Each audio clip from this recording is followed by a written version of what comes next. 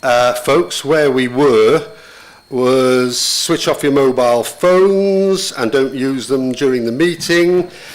This meeting is being live streamed for members of the public. Hello, members of the public. The meeting will also be recorded and subsequently broadcast on the internet. Does anybody intend to film the meeting? Good, go to H. Officers in attendance, Ingrid Brown, Head of Legal and Democracy and Monitoring Officer, and Sonia Godfrey, Head of HR. Are there any apologies for absence? Thank you. Councillor Alban. Thank you. Chair. Councillor Austin. Thank you.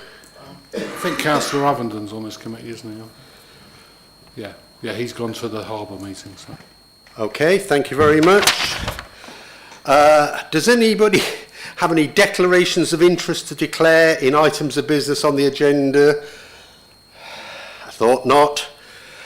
Proposed change to interim chief executive's terms and conditions.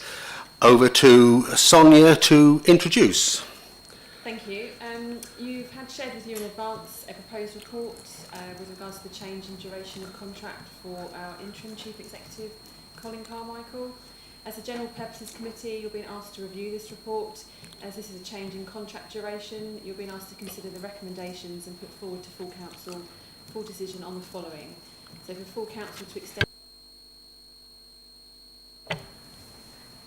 as interim chief executive, head of paid service and returning officer for a further year until the 31st of July 2025, and to note that the appointment panel has the responsibility of determining the timing and process of the appointment of a permanent chief executive.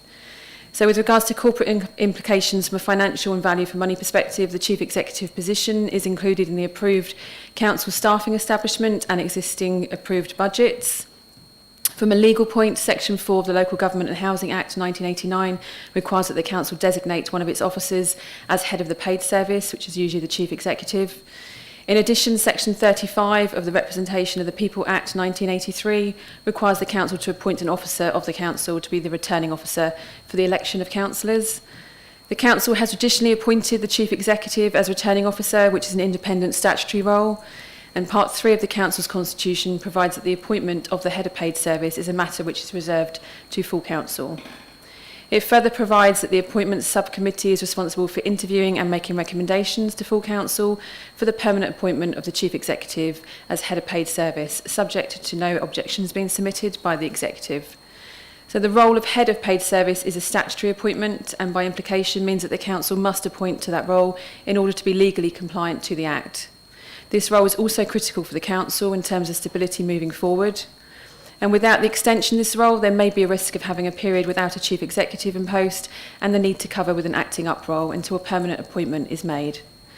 So the proposal to extend the current interim arrangement ensures compliance and provides the council continuation of a highly experienced interim chief executive and head of paid service until the position is appointed to permanently. Going forward, upon review of the report, the General Purposes Committee is asked to make recommendation to the full council regarding extension of contract for Colin Carmichael as interim chief exec, head of paid service and returning officer, and this will be considered by the full council at this meeting on the 28th of March. Thank you.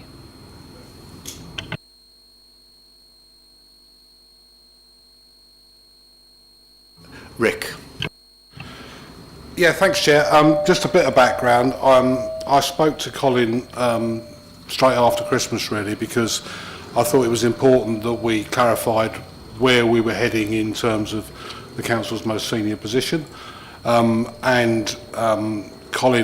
indicated that he would be willing to extend his contract for another year. And I spoke to Councillor Garner for the Green Group and Councillor Pugh for the Conservatives, and also my Cabinet colleagues.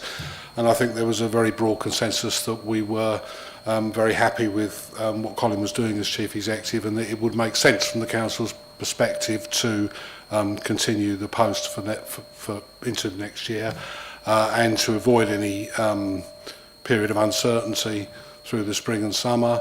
I think it occurs to me that the fact that Colin's an experienced returning officer is obviously an advantage in a year when we are certainly going to have a general election sooner or later. I recommend the proposal to the committee because I think it's the right thing to do. Thank you.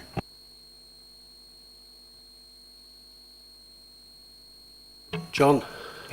Thank you, Chair. Simply to recognise the excellent work that Colin Carmichael's done since being in post. There have been major changes in the culture of this authority and he has led superbly on those, and I'd just like to put that on the record and that fully support this extension. In fact, I'm very, very pleased to hear it because hopefully it will continue the journey that we're on. So, thank you. Thank you. Anybody else? Right. So the decision required is that the General Purposes Committee has been asked to review and make the following recommendations to full council. For the full council to extend the appointment of Colin Carmichael as interim chief executive, head of paid service and returning officer for a further year until the 31st of July 2025.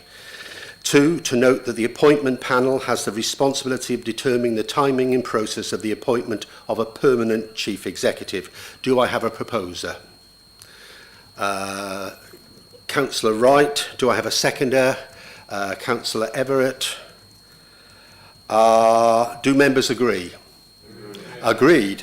Thank you very much. That concludes the extended record-breaking time for this meeting. Thank you again. Apologies for my tardiness. And